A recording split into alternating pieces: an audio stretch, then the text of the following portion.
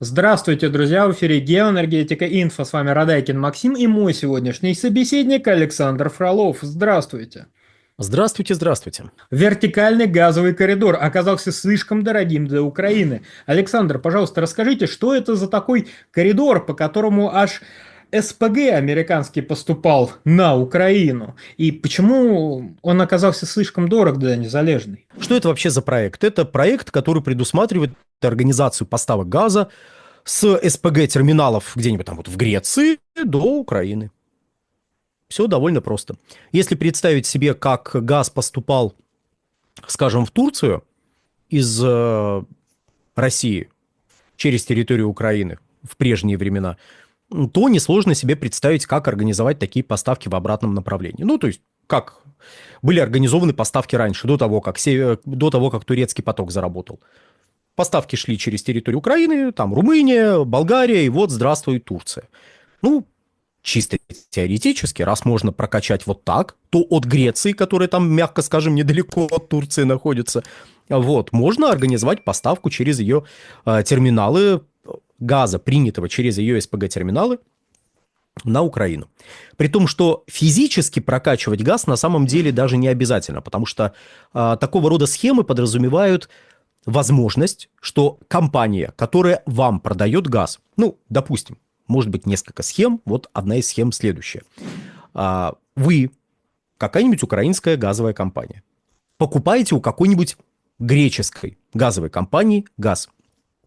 Нужно ли вам физически прокачать этот газ, который греческая компания получила в сжиженном виде, регазифицировала и готова прокачивать вплоть до Украины? А нужно ли его прокачивать? Нет, не обязательно. У греческой компании могут быть объемы поближе к вам, и вы берете вот эти объемы, либо у греческой компании могут быть даже объемы, закачанные в подземные хранилища на территории Украины.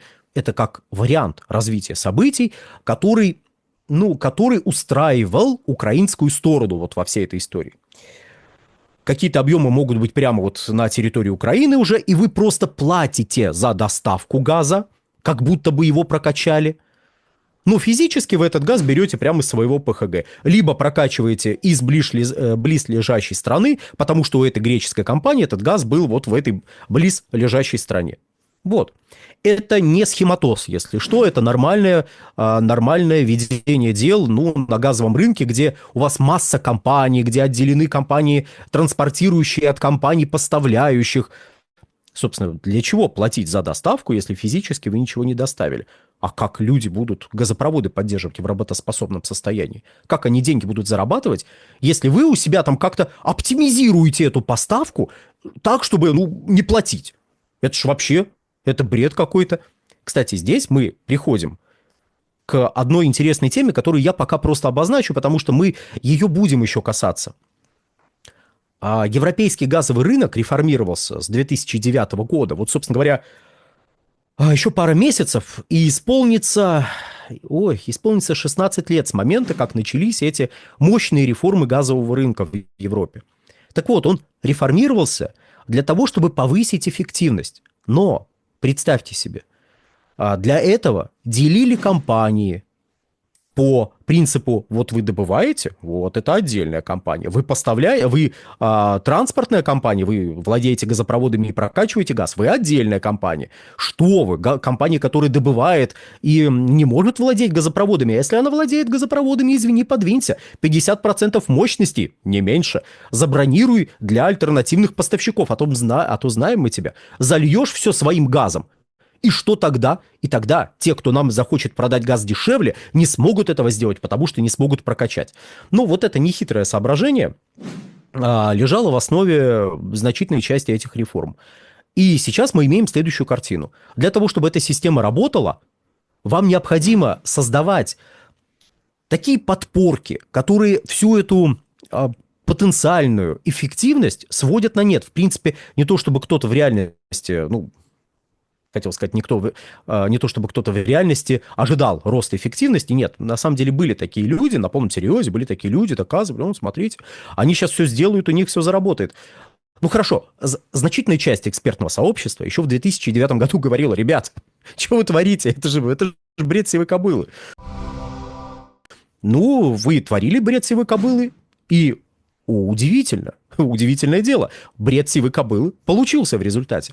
Ну вот, и теперь даже если бы это была одна компания, ну вот, компания, крупная компания, поставщик газа, у которой тут запасы, там запасы, вот транспортной мощности, ей бы, по идее, даже не пришлось вот этим вот прокачкой, платы за прокачку заниматься. Нет, ну вот она отсюда взяла, она тебе продала. Но так как компаний должно быть много, поставщиков, компаний транспортных должно быть много, у вас появляется масса людей, которым нужны деньги. Действительно нужны. Они платят зарплату, они оплачивают электричество, они, собственно говоря, на газ тоже тратят деньги определенные. Вот. Прочие материальные технические ресурсы тоже им достаются не бесплатно. А они должны получать деньги за свою работу. А кроме того, от них еще требуют, чтобы они что-то там расширяли, чтобы они строили новые газотранспортные мощности. Откуда они будут их брать, если вы договоритесь с каким-нибудь греческим поставщиком, который возьмет СПГ, потребит его на своей территории, а равный объем продаст вам из тех запасов, которые он же купил где-нибудь на TTF, прокачал куда-нибудь в сторону Германии. В Германии эти объемы сейчас хранятся в подземном хранилище, их извлекли и через Польшу вам доставили. Я сейчас совершенно условный маршрут рисую, но тем не менее, ну, такое могло бы быть. Погодите, погодите, скажут владельцы газопровода, который соединяет Грецию и Украину. А нам деньги? А нам, погодите. А как мы в эту схему вписываемся? Что значит никак? Брюссель, накажи их, и вот их накажут, если они будут действовать как-то иначе. То есть, к чему был этот долгий, к чему была эта долгая часть, как бы не касающаяся вертикального коридора? Она была вот к чему. Он не выгоден. Он не выгоден с точки зрения платы за прокачку. Как отмечается, там кратно больше денег надо тратить кратно больше денег надо платить за прокачку 1000 кубометров, чем за ту же самую 1000 кубометров, которые номинально куплены через Польшу. Ну, то есть, если вы купили в Польше газ на их свиноустьце и реально или вот так же номинально прокачали его до территории Украины, это обойдется дешевле. И разница там, знаете, недушная. Разница между где-то, ну, там, 40-50 долларами за 1000 кубов и там 140-150 долларами за 1000 кубов. Конечно, 40 заплатить как-то лучше, чем 150. Ну, если вы платите. Нет, получать, разумеется, 150 лучше, чем 40, если вы получаете. Вот. Это к вопросу о объективно существующих противоречиях между покупателем и продавцом. И тут оказывается следующая ситуация, что вертикальный этот коридор вроде как существует, возможность поставлять газ реально, номинально, в данном случае неважно. Она вроде как имеется, а задействовать этот коридор, а зачем, это дорого. Есть альтернативы, которые дешевле. Потому что платить за прокачку вы обязаны. Вы не можете у греческой компании купить газ на греческом терминале и после этого как бы взять в счет вот этих объемов газ, который, ну, допустим, в той же Польше. Вдруг у этой греческой компании разместился. Точнее, взять вы можете. Но платить за доставку вы будете так, как будто вам прокачивали через Грецию, Болгарию, Румынию, Молдавию, и вот, хопа, и вот, пожалуйста, газ на Украине. Как-то так. И есть еще, правда, один фактор, который влияет на загрузку этого маршрута. Однако я пока упустил несколько из внимания следующее обстоятельство, про которое я, в общем-то, на которое я намекнул. Говорится, что это вот недавно возникший проект, недавно возникшая идея. Нет, эта идея возникла очень-очень давно. Это нечто подобное озвучивалось, обсуждалось и пыталось превратиться из трепа в некие контракты еще в конце нулевых годов. В начале десятых годов совершались телодвижения, в рамках которых предполагалось организовать возможность поставки газа из вот этой юго-восточной Европы, из вот этого Балканского региона на Украину. Правда, тогда в меньшей степени говорилось про СПГ-терминал, а больше пытались присоседиться к планировавшемуся Набуко Вест, а потом к Южному газовому коридору. у Украины была масса попыток к кому-нибудь присоседиться. Если на полном серьезе, ну, почему бы и нет?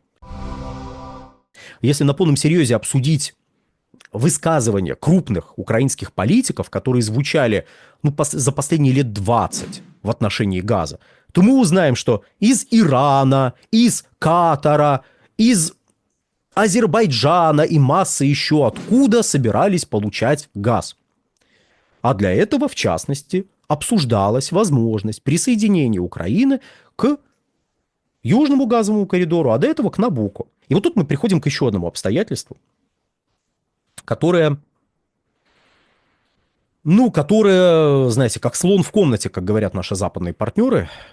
Как-то мы не замечаем слона в комнате. А сколько потребляется газа на Украине? Газа на Украине сколько потребляется? А потребляется сейчас меньше 20 миллиардов кубических метров в год.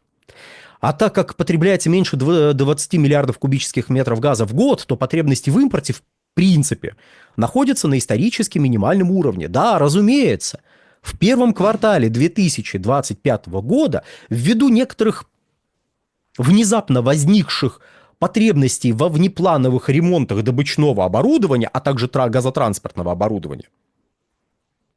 Знаете, в 2024 году по вине каких-то людей возникла потребность во внеплановых ремонтах части нефтеперерабатывающих мощностей на территории России.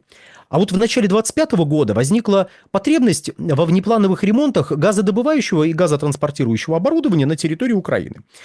Не знаю, почему вспомнились эти два обстоятельства рядом. Не знаю. Вот прям, знаете, вообще не догадываюсь. Так вот, ввиду вот этих внеплановых ремонтов потребовалось увеличить импорт газа. И буквально за первый квартал были импортированы объемы, сопоставимые с теми, которые были импортированы за весь практически 2024 год. Не равны объемы, еще раз, а сопоставимы.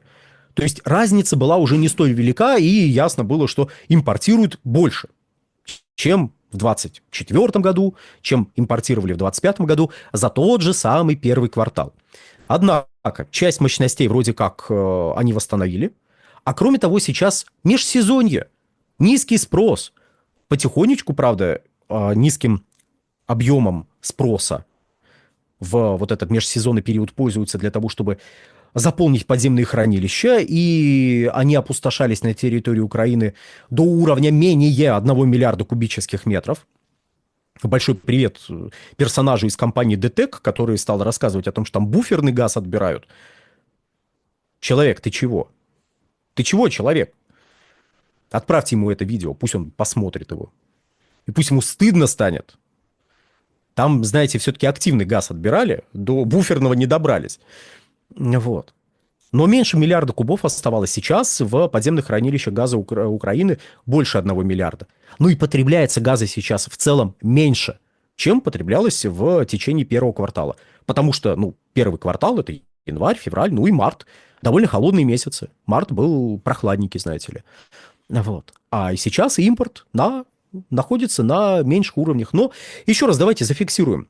Сама по себе идея организовать поставки откуда-то с Балкан, вот газ где-то на Балканах появился, а мы хопа и его к себе.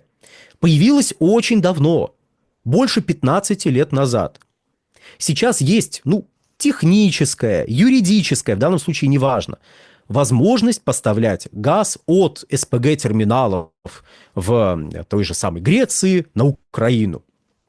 Поставки идут, поставки не идут. Почему? Первое – дорого. Второе – низкий уровень потребления. Третье – можно из других источников взять. Вот, пожалуйста, вот через Польшу, вот через Словакию. Ой, откуда газ в Словакии? А мы не знаем, говорят.